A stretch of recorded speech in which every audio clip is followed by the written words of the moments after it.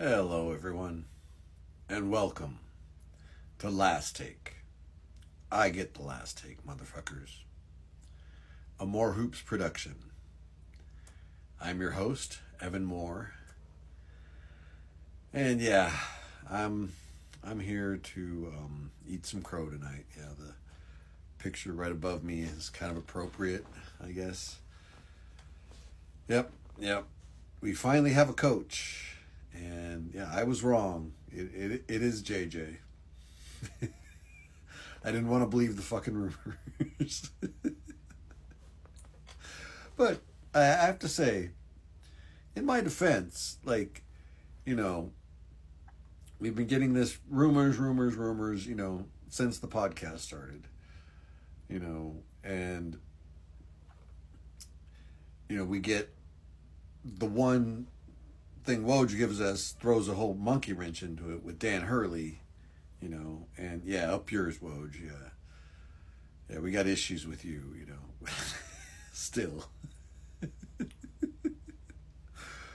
But,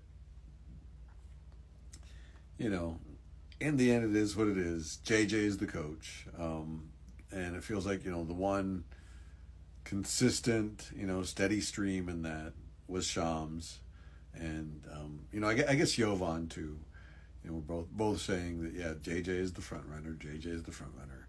So, and I guess I owe Shams an apology because I think there was a point on my timeline where I tweeted out, both Shams and Woj are full of shit. So my apologies, Shams. You're not as full of shit as Woj. And, Woj, you're not completely full of shit. You're just fucking with us a lot. But anyway, oh, and I guess I should also say something about Anthony Irwin, too. Because, yeah, a lot of people have been, clamoring that, I guess he deserves an apology on the timeline. So I guess, I'll accommodate that. Anthony, I'm sorry that you think you're an insider. So anyway, JJ was not my, first choice, but, I don't think he's a bad choice. I don't think he's a bad choice at all. I think, of course, there's definitely, concerns about any first time head coach that doesn't have NBA experience.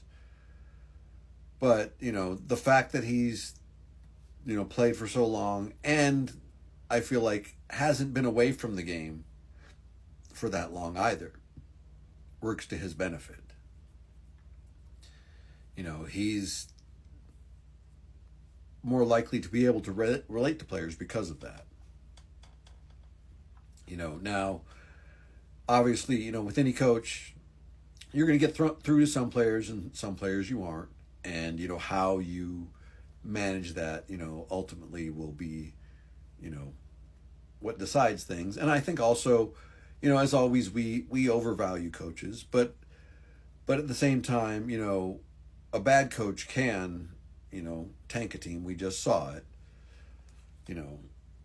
and I feel like this team is really just a good coach away from being a top four team here in the West, and a title contending team. So and we do see definitely need some tweaks on the roster, though. I'm not going to deny that. Like we should not be running it back. We need to make some changes for sure. But one of the interesting things that I heard come out of this is the thing that the Lakers front office seems to be projecting is that our core to them is Braun, AD, Reeves, Max, and Rui, which just has me wondering if maybe does that mean Vando's on the outs possibly as trade bait here coming up here. I'm kind of torn on I really like Vando, and but at the same time it's like, yeah, if that's who we're looking at as our core five, then he's probably our next best tradable asset, and we do need to make some moves to try and get better. So yeah, he may be the one that gets sacrificed here. Yeah, we'll see. That would just me guessing as always. I got no sources. So, but it's also just got me thinking about the draft coming up next week, and what we're going to do with these picks. That pick at 17. We've got it looks like a number of centers that can possibly be there at 17. So that really could be good. But the other side of that too, that is that you bring in a rookie, and you are developing him. I've in fact I've already seen a few tweets already of imagine this guy developing next AD, and they're showing highlights, and I'm like, yeah, that's nice in theory, but the reality of the rookie developing next AD is a lot of growing pains. So, in a sense, we kind of got to be, fuck those picks a little bit. And, I think we need to make a move, especially with that first round pick, and try and get better, defensively. We need more 3-and-D. Boston, has set the blueprint of, you need more 3-and-D, especially if you want to beat them. We're not going to beat them without enough 3-and-D players. So we need to be focusing on that, for sure. And we've always should have been focusing on that, but it should be an even bigger emphasis. And especially given what happened today with the trade of Alex Caruso for Josh Giddey. Fucking Bulls, man. I'm that trade still pisses me off. They were asking, I believe it was 3 picks for Caruso last season, and now they're going to do a straight up trade for Giddey. Okay, yeah, fuck you guys. But it is what it is. It is what it is. I think we should also kind of embrace the fact that we are most likely going to draft Bronny. It seems like it with everything Rich Paul has been putting out there, it seems like, he's going to be a Laker.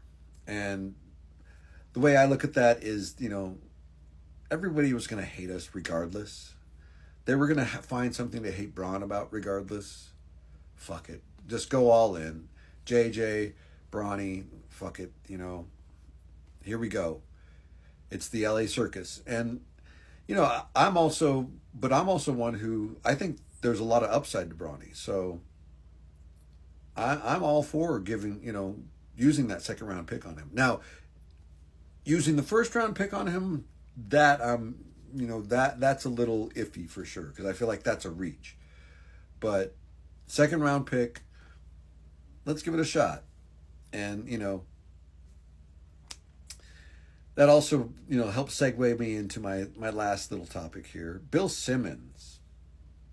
Bill Simmons, like a lot of guys was talking about how, Bronny wasn't going to be all that good. But now, suddenly, his take today was the Celtics need to draft Bronny and hold Bronny hostage.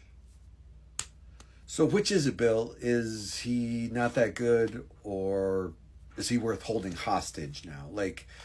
Come on, man. Get the fuck out of here with this bullshit. You know what you're freaking doing here. You're just antagonizing us. Yeah, you got number 18. Enjoy yourself. And hands off Bronny. You ain't getting him. Because, and in fact, I think if you do, you might find that you're in a fight with Rich Paul, and you may not like the results of that. So, anyway, hands off, Bill.